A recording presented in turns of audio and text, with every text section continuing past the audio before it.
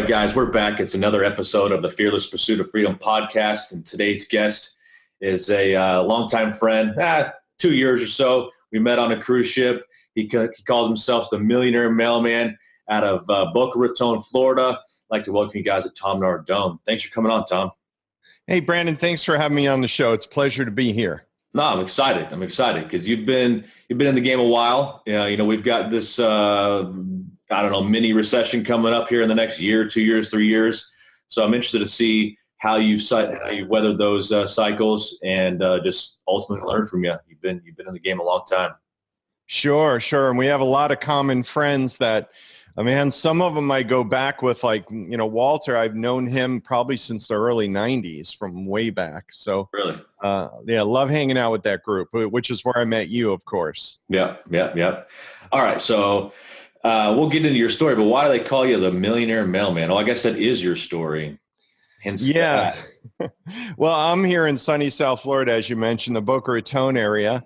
And I'm originally a Northeast guy from Jersey, but moved down here when I was 19 and got a job at the Postal Service delivering mail as a letter carrier.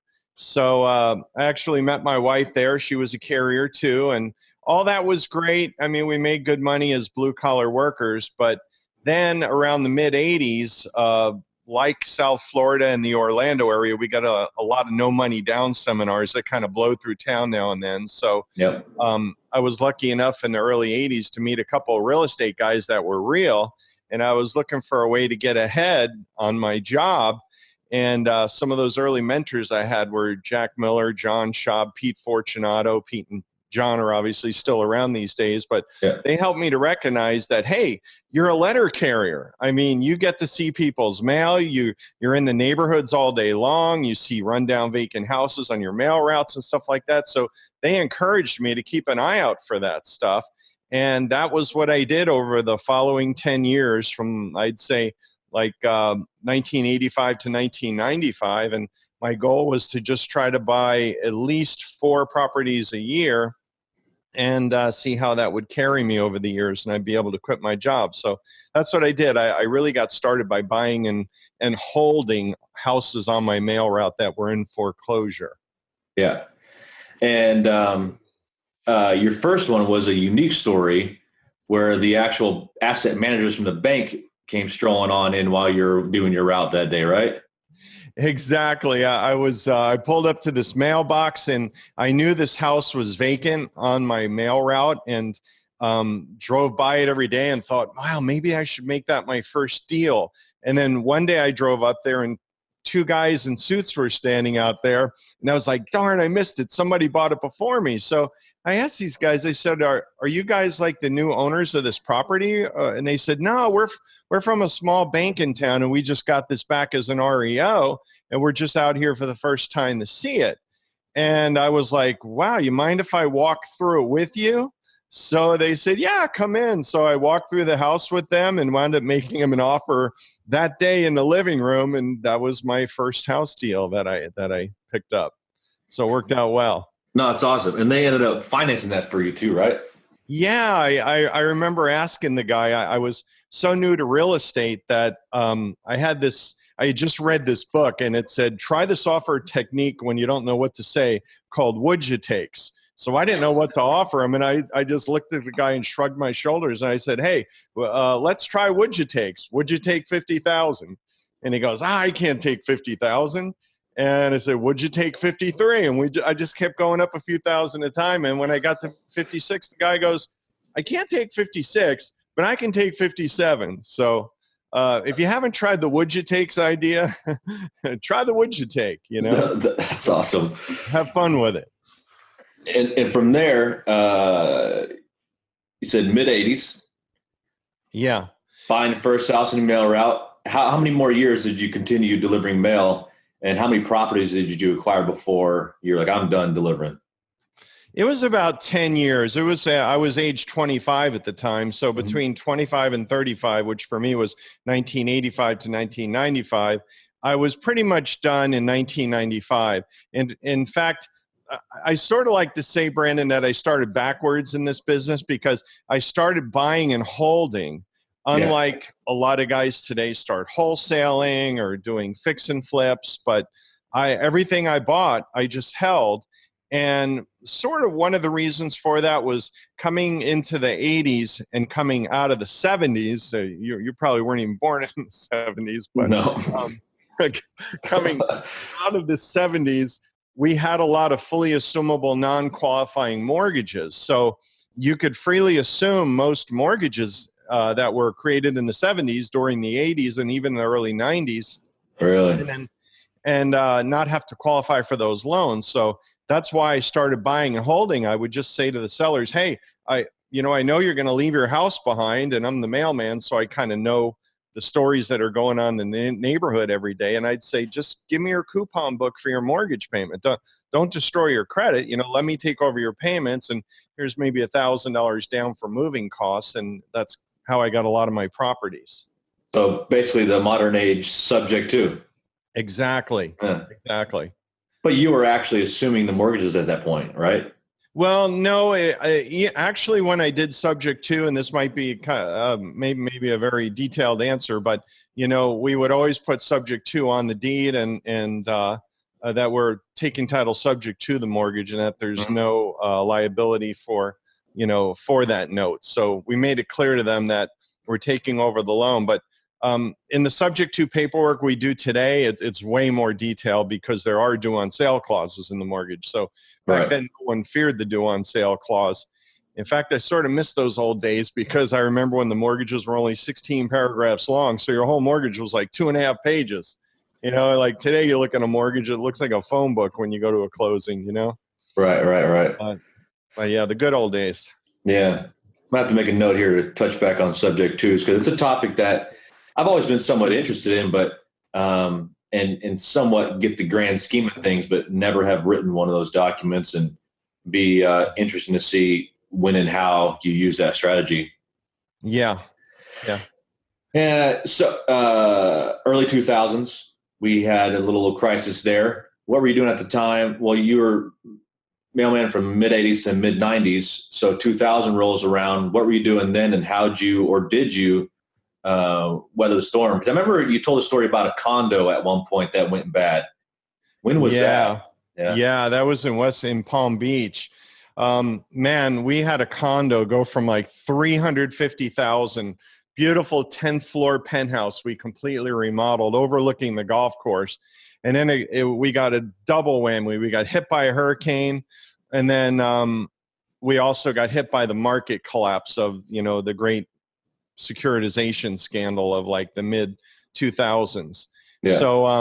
So all was going good into that. In fact, going into the mid 2000s, when we had the banking crisis, which was 7 or 8 or 10 years ago for most of us now, all was going great with my buy and holds. I really didn't want any more buy and holds, so by that time I had shifted more into a fix and flip model and a combination of wholesaling.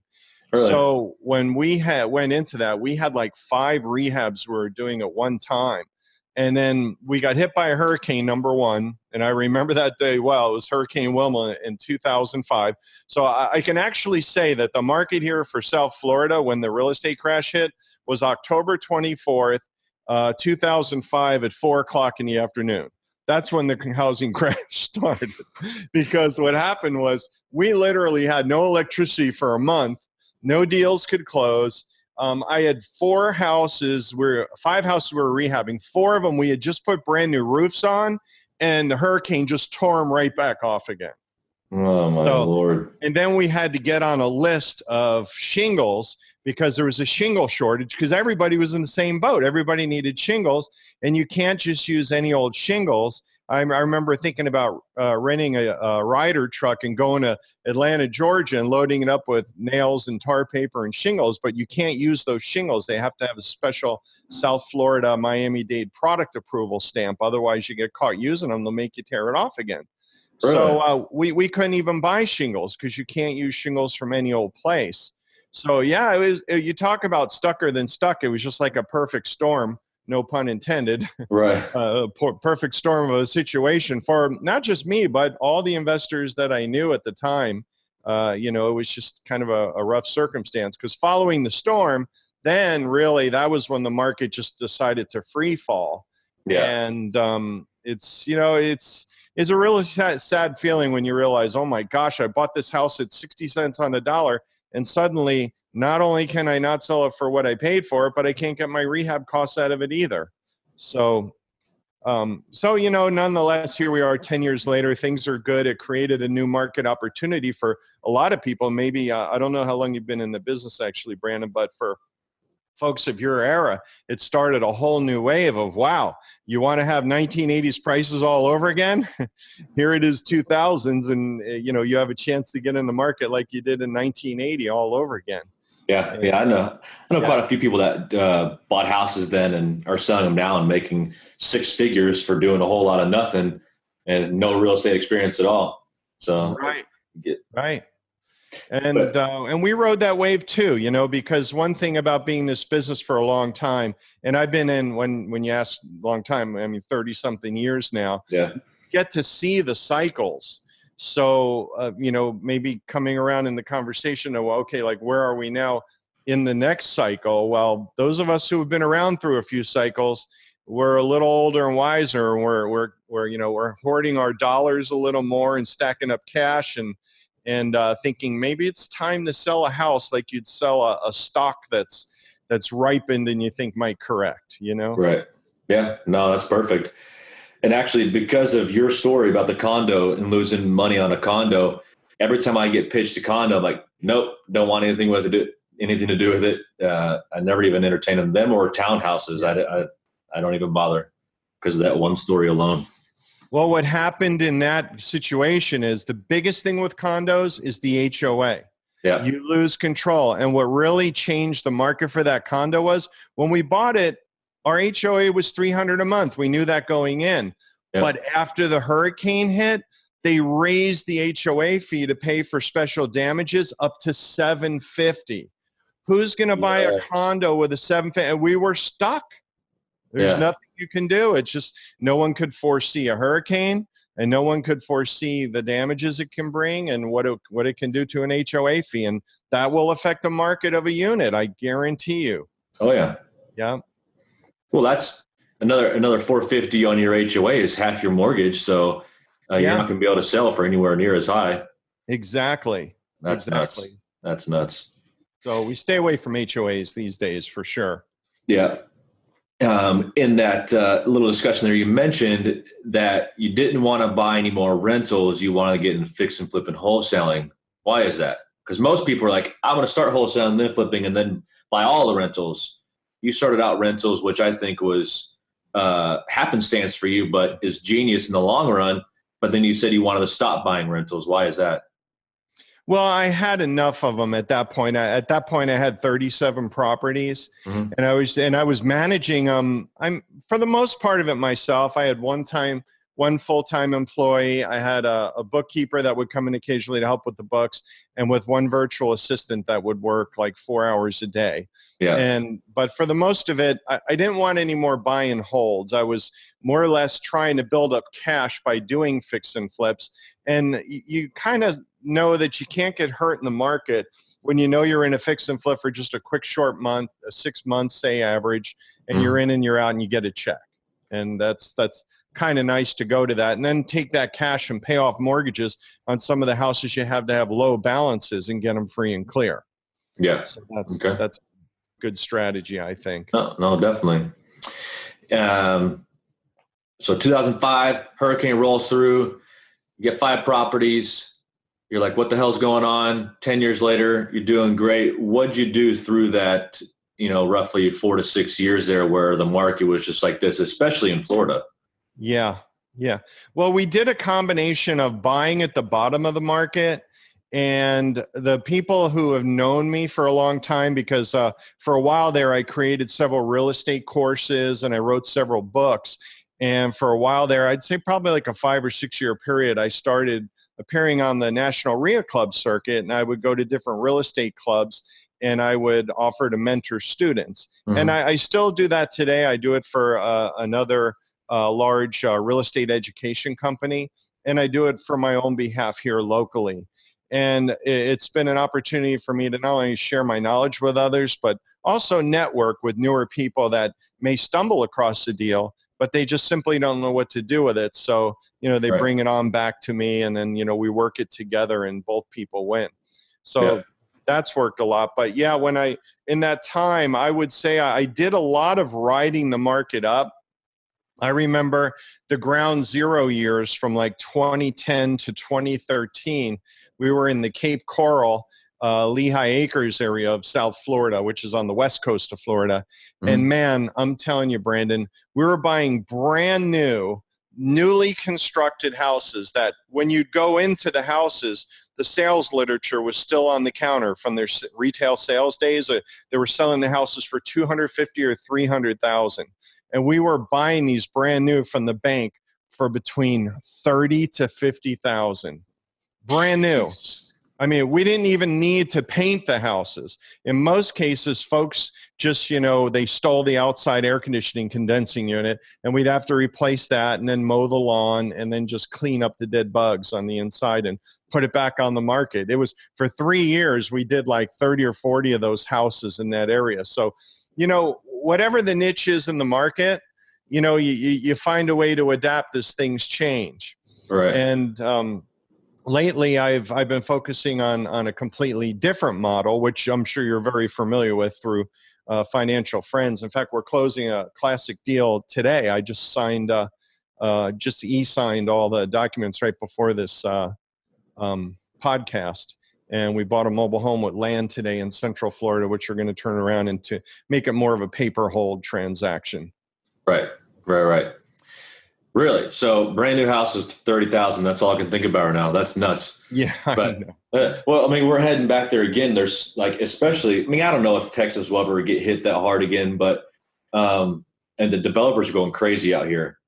And I remember a similar situation. I bought a house in Arizona, like I think it was like 2009 or something. Mm-hmm. It was a model home, 2-story in its prime, worth $250. We got it for $125. But after a year of living there, and I didn't know anything about real estate at the time, but there was a same situation, brand new houses being sold for like $55,000 because developers couldn't get rid of them. Yeah. Had I had the money or the knowledge at the time, I would have been in the same boat, but wasn't able to do it. So new model is notes.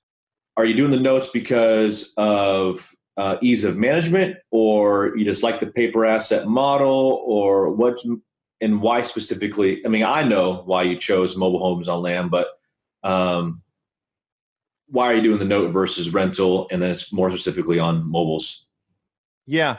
Well, mobile homes I've dabbled with from back in the 80s. One of my old mentors, Jimmy Napier, if anybody recognizes that old name from the panhandle of Florida, mobile homes in Florida are quite common, actually, and a lot of people, I think probably millions of people in Florida live in mobile homes. Well, once you get away from these fake areas, which like Boca Raton, Fort Lauderdale, Miami, the beach areas, and you get up into Central Florida and certainly the Panhandle, Florida gets really country really quick, and a mobile home is a nice house in most parts of Florida. So I've stumbled across them in the past, and I've had ones now that I've owned as long as 30 years up in the Pensacola area. And when I really do the numbers over the last several decades, I come to find out that the mobile home investments actually outperformed some of the single family home investments that I've had.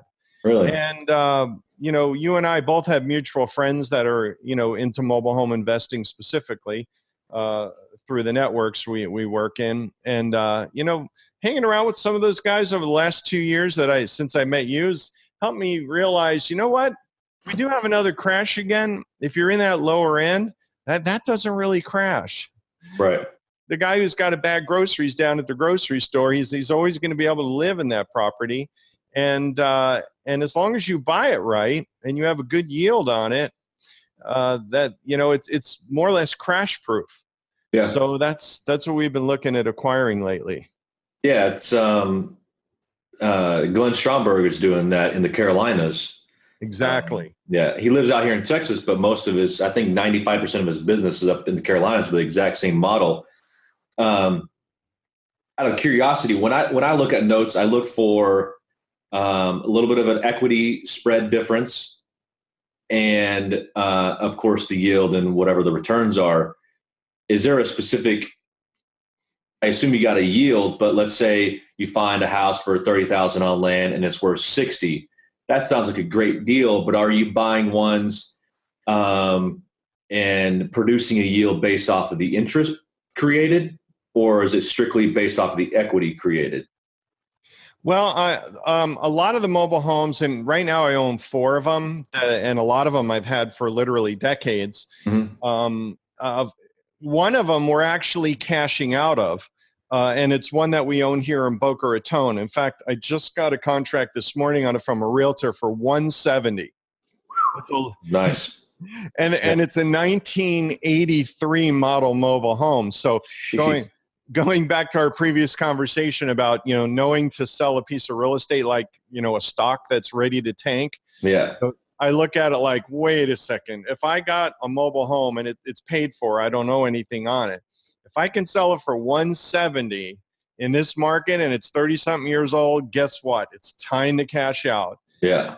I could take that to a place like Jackson, Mississippi, and buy 5 houses with that money, and I would have 4 or 5 times the cash flow that I'm getting here. All right. So that's why, understanding when a market is peaking and knowing when it's time to cash out, and understanding opportunity zones, which is maybe a whole nother topic for a whole nother day. Yeah. You can get out of it with little to no tax liability. And I think that's a smart thing to do. But going back to the mobile home model, as you mentioned, and the yield and my strategy, the one we're closing on today, I paid $14,000 for with the land. It's on a 1/4 acre lot. I got a guy over there right now who's mowing the lot and cleaning it up. It's kind of dumpy. It's a single wide, but you know what? I know the market value in messy condition. Selling it to someone who desires to have a house with seller financing, they'll buy it from me all day for $49,900. So if I got 14 into it, maybe another 3 or 4 and clean up just to make sure the electricity and the water runs on it, and go in and have a cleaning girl clean it up, and I could sell it for $49,900 at 9.9%. Man, my return on that invested $15,000 or $16,000 that I have is phenomenal. And that particular transaction I'm doing in a tax-free environment, which I know you know a lot about. It's my self-directed Roth IRA. So that's an awesome transaction, and great investment if your people are into that. Yeah, well, that's perfect opportunity for the IRAs because low price point and it's a note. You're not creating any U-bid or anything. That's awesome. Yep. Man, I didn't know there was $15,000 mobile homes over in Florida.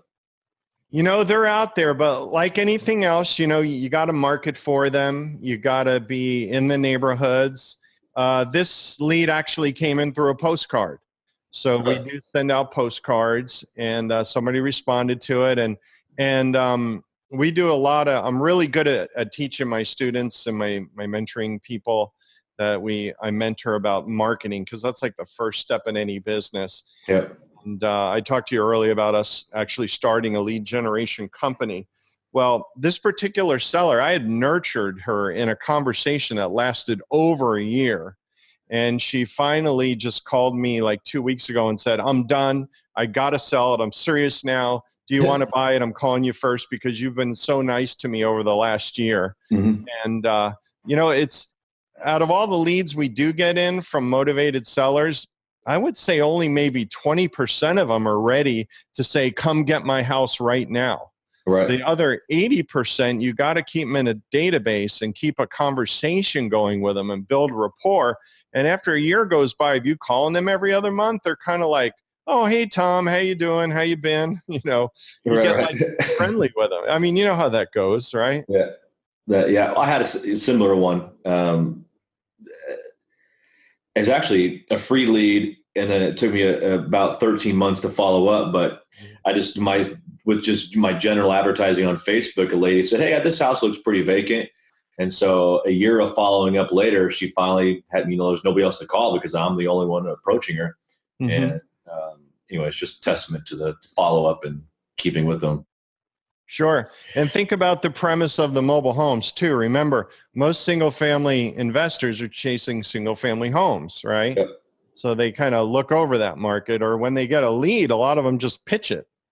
Just like, Right. yeah, I'm not interested in that. No, I actually used to do that, and I get a lot of leads of mobile homes and not on land, and I have nowhere to put them, and I don't know any mobile home park, or I don't have any park relationships. But then I had a meeting with Glenn, and then my world changed, and then I learned that Warren Buffett made a good portion of his wealth through owning mobile home companies and parks and stuff, and so it's as Glenn calls it, a recession-proof model. And like you said, I mean, it doesn't matter what the market is. It's what's the term? Shit rolls downhill. So as people can't afford their properties, the mobile home's the bottom, or not the bottom, but it's close to the bottom of the tier, and it's recession-proof. Right. In fact, correct me if I'm wrong, Brandon. I think it was about 2 years ago. You and I know I flew out to Fort Worth, and we met at Glenn's office and spent a day with him, right? Right. Yeah. I think it was like 5 or 6 of us in there. Yeah. Yeah. It was that meeting. I was like, I'm missing something here. Me too. Yeah. Me too. That was a fun day. Yeah. I mean, I haven't done anything since, unfortunately.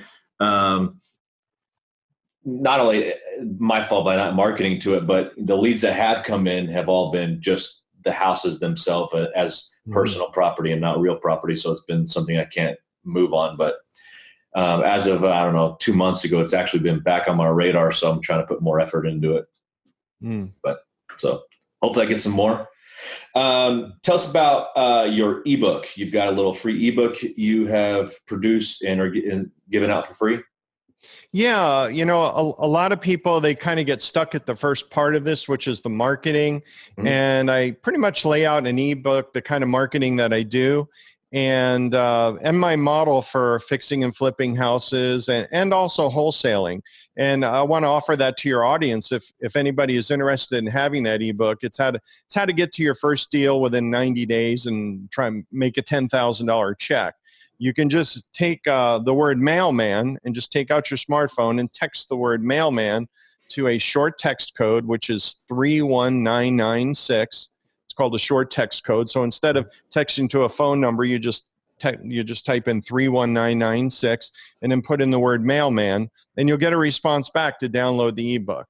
So you can check it out, and I'd like to share that with your folks, and I think they'll get a lot of value from it. No, that's awesome. That's kind of one of the reasons I started this podcast, was selfishly so I can learn from everybody, but to be able to provide, the knowledge to my audience. And I think a lot of people that listen are the newbies or even a year or two into it. But I think especially coming from you, they'll be able to learn a lot from especially in 90 days. That's pretty quick, and to be able to pull off first deal, which gives you confidence to keep moving on for the next countless years. Sure. You had mentioned you've got a marketing thing coming up, and I know it's not dialed in yet, but could you give us an idea of how or what it's going to be? You said it's a done for you type of deal, and what all is it going to include and then we can make sure people follow up with you. Sure, I'd be happy to share that. Thanks for that opportunity. What this boils down to is I've done all kinds of marketing. I've run over 500 television commercials. I've run yellow page ads over the years. I've done thousands and thousands of pieces of direct mail, both full-size letters and postcards. And we've done cold calling, ringless voicemail. We've tested everything. So what we've come up with is we know that direct mail is actually still very effective. But when you consider the high cost of direct mail, it does create a super high quality lead, but it is very expensive to do. And what we found is, direct mail creates a kind of lead that when they call you, the people are interested, but if they don't call you, you don't have anything to add on to. And what I mean by that is if you compare that to cold calling somebody, and you cold call somebody that wasn't expecting your call, at least you open up a dialogue with that person. Because think about it, somebody doesn't call you on a postcard, then you kind of have nothing. But if you call somebody proactively, Mhm. and you open up a dialogue with them that, like I said, if you nurture a lead for a year or so, you wind up maybe not getting the lead this month, but a year from now, it turns into a deal.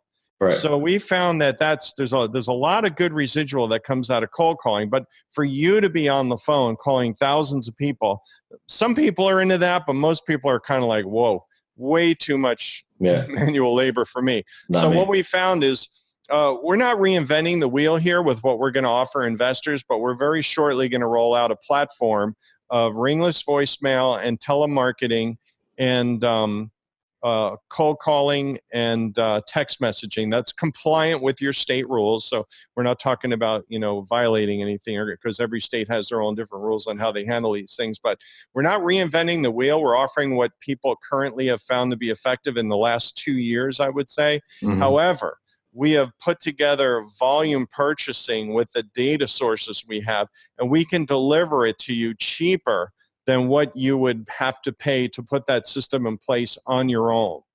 So if you don't have to do the work and you can hire our company to do it for you at less cost, I mean, it's really kind of a no-brainer. So we're beta testing this in different areas right now. We should have it rolled out in about 60 days. So check back with us, or maybe we could do a follow-up podcast sometime in the future, Brandon. I'll give you more specifics. No, it's great. I'm excited about it because I've gotten up to 8 VAs at one point, and I was doing all of those things.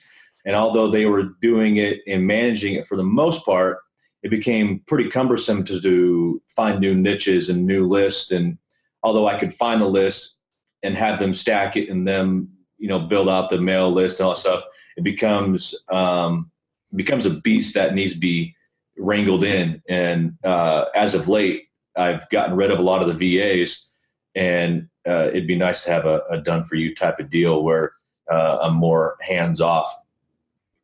Because with the Financial Friends Group, we're always leaving town, and it's one of those things that I would like to not have to worry about. Sure. Understood. Definitely understand. Everyone who's been down the road feels the same way. Yeah. And if somebody's tried to put a marketing plan in place and a marketing system and figured out, what the budget is for that and what it costs you and how actual effective it is, and you know what your cost per deal is, what your cost per lead and cost per acquisition of each deal is, the numbers are up there today. For a lot of people, it's like $3,000 to $4,000 on average. Yeah. So, and that's fine actually, because if your average profit is $10 to $15 or even $20,000, and sometimes a lot more, then what's $3,000 to $4,000? The numbers still work, right? But just taking on the task of doing it is astronomical, right? It's a lot to put in place. Yeah, I mean, I would say with real estate in general, whether in property manager or flipping or wholesaling, it's all about creating and building a systems, and not everybody can get that dialed in an effective manner. So, sure, the done for you deals are kind of an eye opener business for me. That's pretty cool. I like that you're doing that. Yeah, thanks. We'll definitely have more information on that very shortly. Awesome. Yeah, I couldn't not touch on it because I think it's pretty important. So you're doing mobiles and more fixing and flipping. For me, I'm thinking about, where's the market going to be in 2020? Are you concerned about the market at all? Or is that the reason you got into mobile homes here lately? Well, I am actually one by one, as my long-term tenants leave on my properties that have significant equities. Yeah. I am selling out of them one by one, and I'm going all into the lower income, lower cost stuff that I know is not going to crash. Really?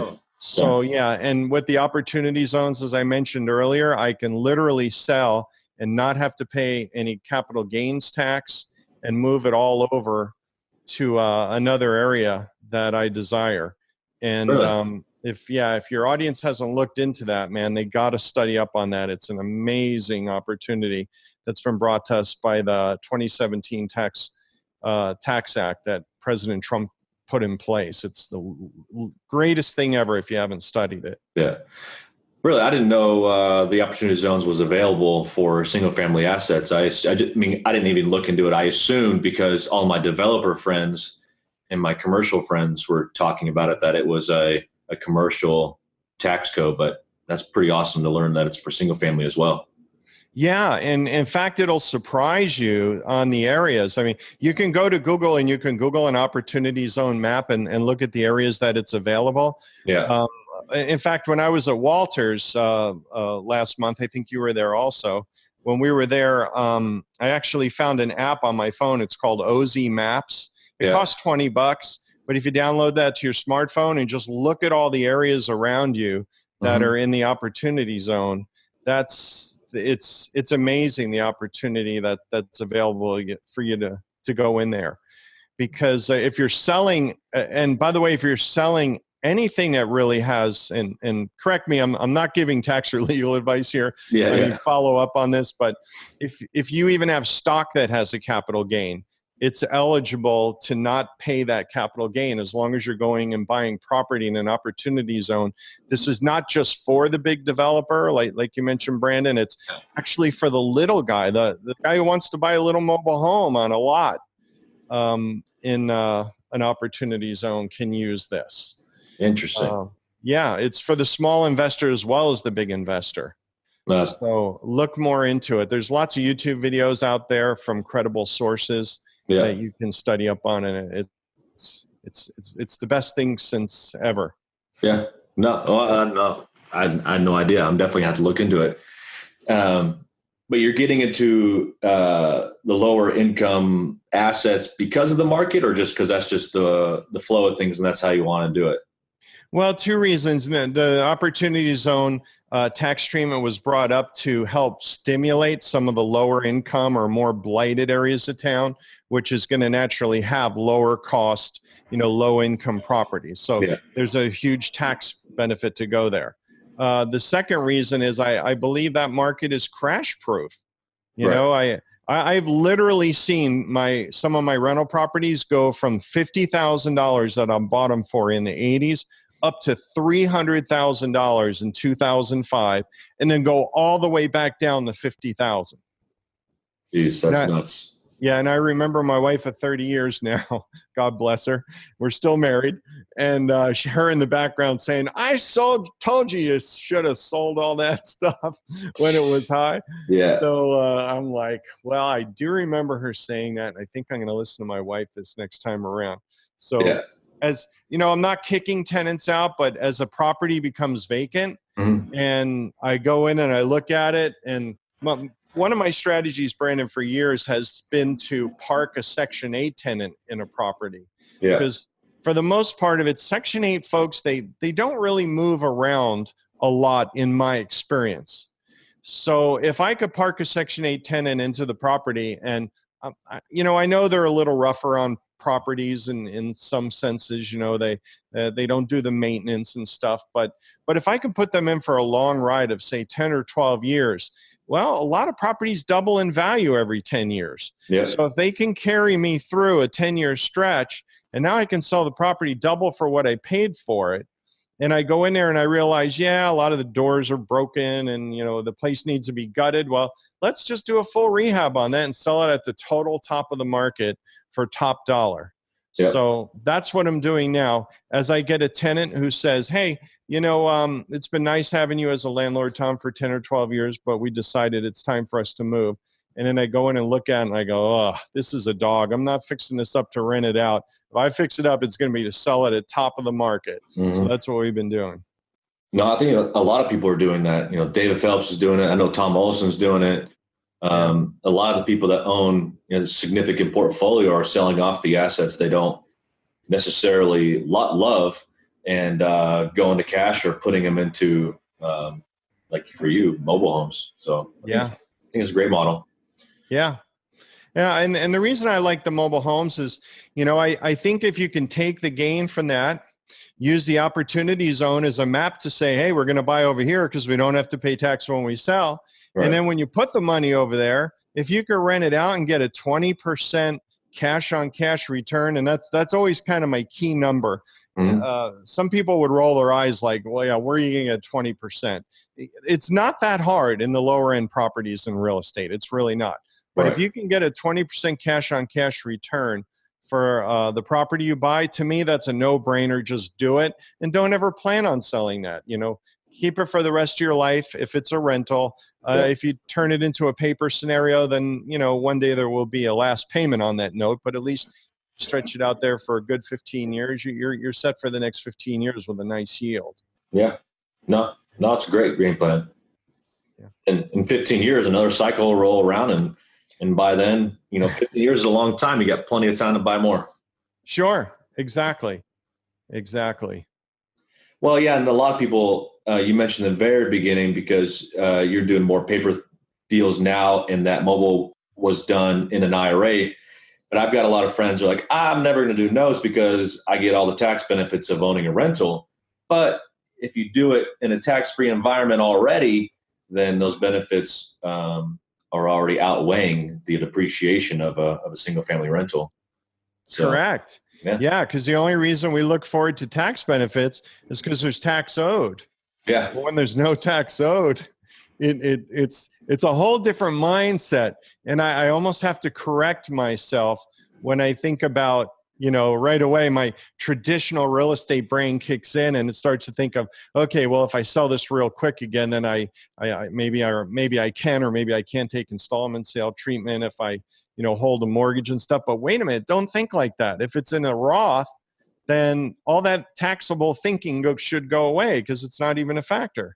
Right. So it's funny how that, the environment and another situation, I mean, everyone's in different points of their life. I just turned 59 and a half. So I'm like born again into a tax-free life. So time to start taking those distributions. Yeah. More vacations.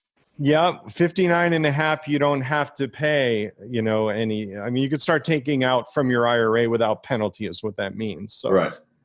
So that's a cool thing. But at any age, I mean, you're a young guy, you could just look at building this stuff up, and building it up tax-free, as is a huge benefit that I wish some people had talked to me more about this 20 years ago when the rules came in place. Because I remember when the Roth came out, but I was just so stuck in one or two models that I was comfortable with that I didn't really venture outside of those models.